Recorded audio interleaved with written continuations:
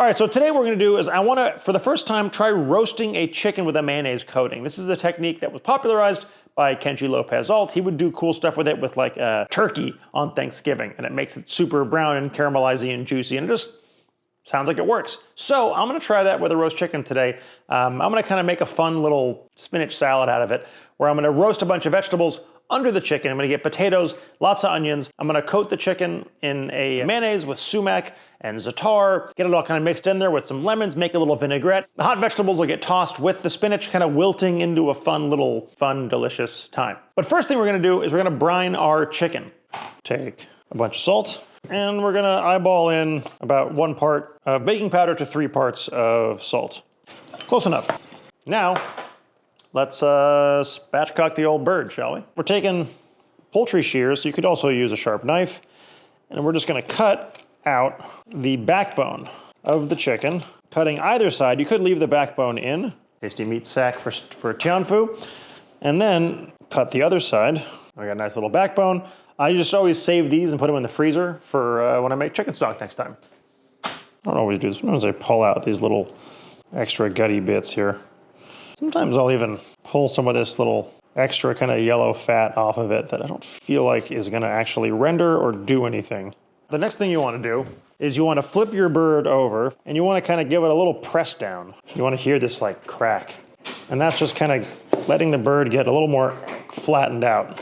And now, beautiful spatchcocked chicken. All right, now we're just gonna season it up on all sides. Don't mind the crying baby.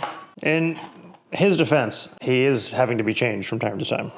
So we're just gonna super aggressively season this bird. Oh, that's another like Kenji thing that I wanna try. Pricking the kind of thicker fat deposits of skin with a little pin.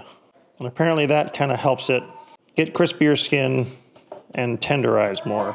And just like with a dry brine, you're going really heavy on your salt. And plus also remember, about 1/4 of this is powder, baking powder. Put it on a little rack here. And now I'll put that in the fridge and let it hang out. Ideally overnight, but I'm gonna cook this tonight. This is morning, so I'll let it go for like 8 hours.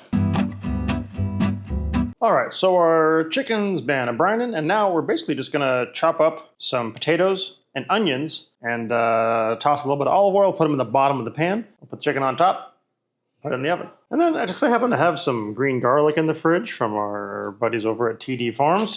Throw a couple of green garlic bulbs in there. Just gonna season this up, Benjamin, with some olive oil, a little salt. So we're paying a little homage to za'atar and sumac today. Sumac is kind of this like sour, kind of pickly flavorish to it, little tart vibe. And then za'atar is just like a lovely mixture of things. We're gonna sumac the chicken and we're gonna za'atar the vegetables. All right, so now we're just gonna mix some mayo. You don't need a crazy amount. This is just to get a nice kind of thin layer on the chicken. Just like 1 kind of heaping spoonful. We don't wanna make it like a mayonnaise sauce. Probably like 3 tablespoons of mayonnaise. I'm gonna probably do about a good tablespoon of sumac. Let this be like a super sumac spiced mayo here, Ben.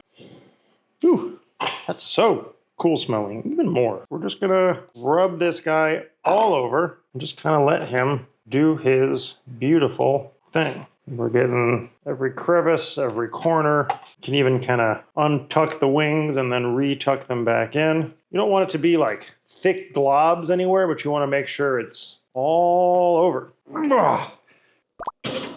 Bye-bye, chicken. All right, now we're just gonna wash some spinach.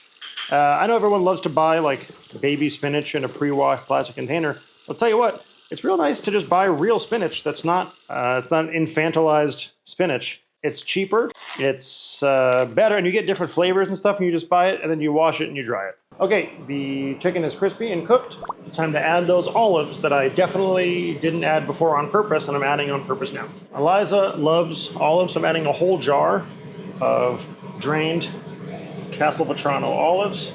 And then we'll give this all a nice little toss, and then back in the oven it goes. So now we are just going to make our vinaigrette. So we got juice of 1 lemon in here, and then a little drizzle of the old EVOO, a pinch of salt, and then A little more with the za'atar and sumac in there, so you get some of the fresh olive oil, some of the fresh spices, some of the fresh kind of lemony vibes. A little dollop of our friend tahini. A tablespoon and a half, maybe. The wee bittest sploosh of the old tamari. We got a little tahini, za'atar, sumac, lemon vinaigrette. It's intentionally overly acidic because we're gonna have all these other flavors going in there. It might want more. Let's just do a splash of red wine vinegar in there. Once this is done, we're just gonna throw our spinach in there, dump the roasted veg on top, and then just kind of toss it all together, taste it for seasoning. Does that sound fun? I think it sounds fun.